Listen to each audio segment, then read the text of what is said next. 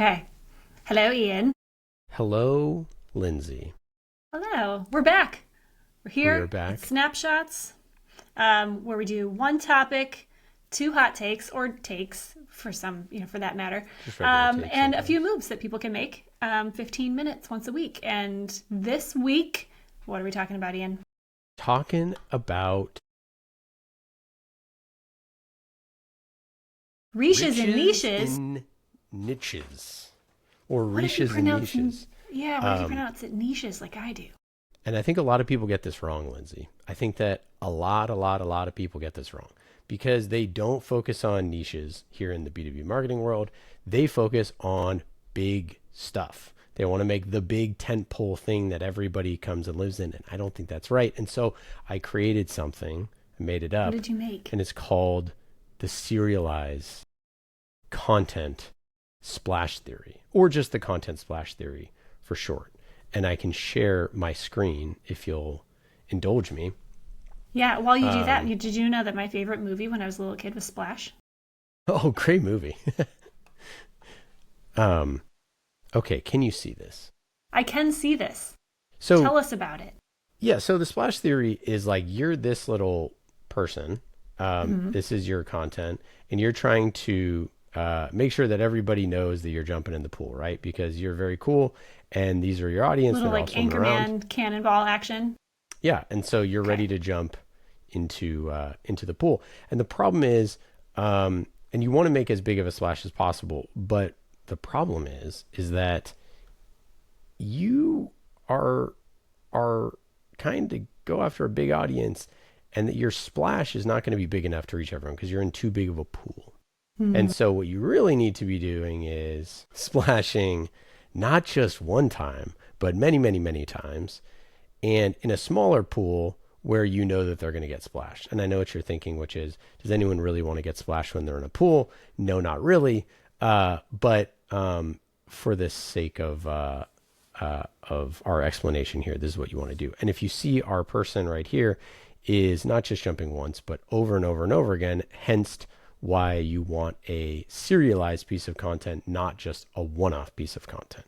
Um, what are your questions? This makes sense to me. Because it makes sense to me, particularly because of your illustration. Now, I'm a little bit disappointed that you didn't actually draw it for today, which I took care of that. I drew a big fish in a small pond. That's great. Am I I at the like right that. path? Sure. Yeah. Okay. So I think look no further than LinkedIn or any other space where people really are trying to kind of take on too much. They're trying to be everything to everyone. And so you're saying that we really need to get smaller. We need to know our audience, right? And be as appealing as possible, be as splashy as possible for a smaller set where we can make a bigger impact. Yes. So if we go back to sort of our original statement or our original intent here, we know we're going to get ready in the cannonball position to make the biggest splash as possible. And we know that our audience is swimming in this pool. And this pool is, let's just call it the C suite. And this person is a CIO, and this person is a CISO, and this person is a COO, and this person is maybe a CEO. And you want your content to hit all of those people. Agreed, right? You want that because Yes. you're selling enterprise. You want every single person to be, problem aware, solution aware, and product aware of what you're And trying to do, right? completely like obsessed with my content. Yes. That's right. Or at least just like know who the heck you are, right? And so what happens is a lot of people make a show or a podcast or a blog or an event or whatever, and they're going to try to make it for all of these people. And what happens is that you jump in the pool and you're not really near anyone because the fact of the matter is like you chose a too big of a pool to jump in. Like, it's like the kid in summer who's, trying to splash on people and ultimately is too scared to get near anyone to splash them. And that's kind of what people are doing. They're just too scared to get near people.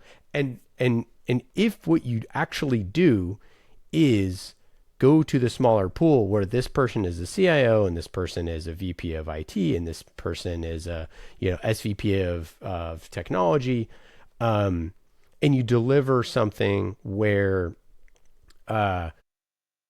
it's just for them, and you can do it over and over and over again, then you're going to be more successful. But again, what people often will do in this sort of case is they'll do one and they'll say like, oh, we did that thing. We had a dinner for a bunch of CIOs.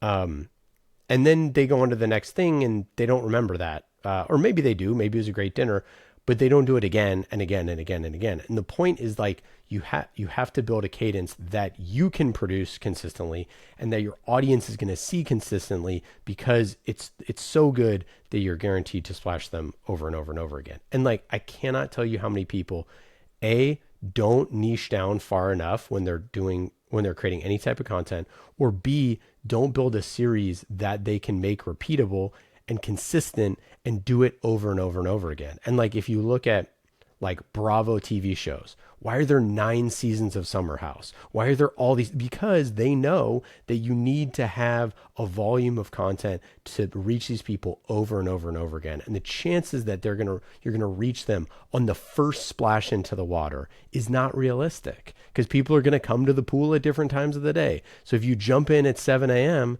you're missing all the people who come later on. And I think that this is like probably the biggest mistake that people make in creating any type of content or any type of series, is that they're not niche down enough. They don't really want to make it for a small enough group, because they're saying, well, we're going to do all this work. We want to reach the maximum amount of people. And that's not a successful strategy. It's very, very, very hard to do. Very rare that it works. Okay. You know why I think it happens? Fear. I like that. I think people are afraid. People are scared. And I want to know if that's your experience too, when we're talking to clients, when you're talking to different companies and different people they're like, okay, we're going to make something, we're going to make something cool, but they're afraid to make it for a small pool of people. They're it can be scary to jump into a small pool because there's so many people around. But people think that they need to go big, and that if they're going to actually invest time, money, energy, resources are really tight more now than ever, niching down is scary. Have you found that to be true too? It is. And I definitely agree that it is scary, because you know that the numbers are going to be smaller, and you know, if you're going to do all the work, and it is going to be a lot of work, that it might all be for naught, and you might, just have 3 people attend instead of 100, right? And that's pretty scary to people. But what you really want is the people who do show up to love it. And like, that's what like getting splashed is, right? Is like, you're actually noticing who that person is. And so in this case, if the person who's jumping into the pool next to you who splashes you is a famous celebrity, you also, now you don't really care that you got splashed on. You know what it is? If it's, I don't know, Timothy Chalamet jumps in, I'm like, who just jumped in? Oh, Timmy, you legend. You don't care at all, right? And so I think that that's part of this equation, is like, most people, they aren't going to create something that's good enough that when they do jump in the water and everybody notices that they did that, that they're not going to be famous enough. They're not going to be good enough. And that's sort of a scary affair. But the truth of the matter is, if you make something for CIOs and CMOs and COOs, and it's the same piece of content, or it's the same event, or whatever it is, chances are you're just talking to nobody. And like, I know we know that, but people do it every single day. I have conversations every single week with people who are like, I want to make content for the C-suite. It's like, the CFO does not watch or listen to the same stuff that your CMO does at all. Mm-hmm. And right. Most of the time, whatever industry that they're in, like let's say they're in automotive, or they're in travel, or whatever it is, like, they're only truly focused on their industry. I mean, they're not even necessarily looking outside of their industry that much anyways. Their industry and like their specific challenges of their role. I mean, you said a CMO and a CEO aren't consuming the same show. A CMO and a director of marketing aren't either, at the same company. Right. And I think that's, I think that in the future, when everybody's out there making moves, Making moves. Here we go. I think my recommendation to people is like, I think you should think about making 10 different shows and not one. I think you should be thinking of all of your personas down to the nitty gritty of their exact role and type and region and all those things. I think you should consider it all and try to make stuff that is like highly targeted and personalized to sort of like their experience. And then you can layer it up into bigger shows, right? If you're saying like, hey, we have a show that's like generally like for CIOs, but we're going to spin off like a mini series about CIOs in automotive, or we're going to spin off a mini series about CIOs who are at companies over 10,000 people, or, you know, whatever qualifiers you want. I guarantee that if you put out like variant 1 CIOs of companies and variant 2 CIOs of companies over 10,000 people, variant 2 is going to win. The more specific variant is going to win, because people want stuff that's going to be more personalized to them. They want something that feels relevant. Because we all know how good it feels when you encounter something that you feel like speaks directly to you. When you're like, oh my gosh, I feel like this was created for me. It makes a difference.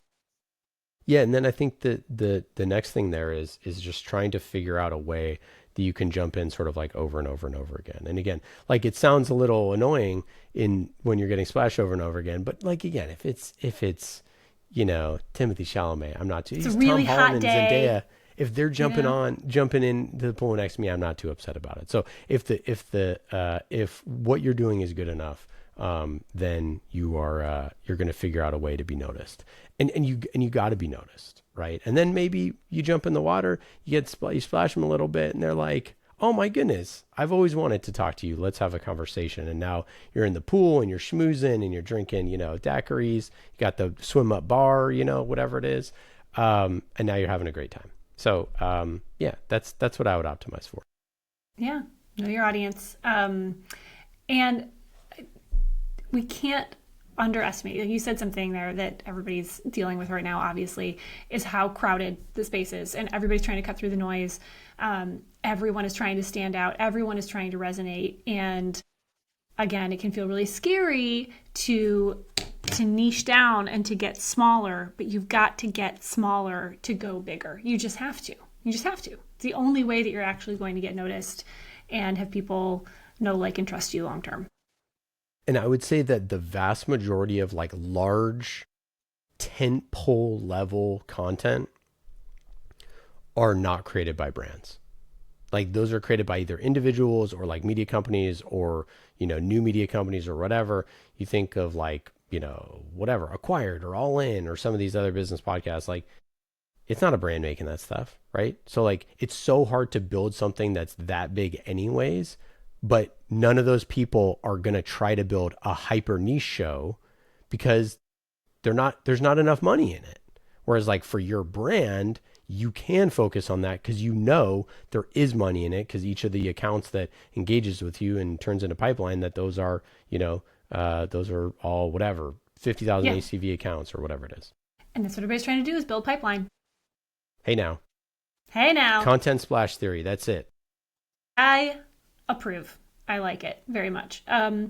Okay. Any other hot takes as far as what people should do? Like, what's something that somebody can do like today to like start niching down, to start thinking about it? Yeah, I would say just like go to your best persona, go to the best industry vertical, and go to an uncomfortable level of seniority, and say like, could we create something just for this group? And I would launch something for that group and see what the response is.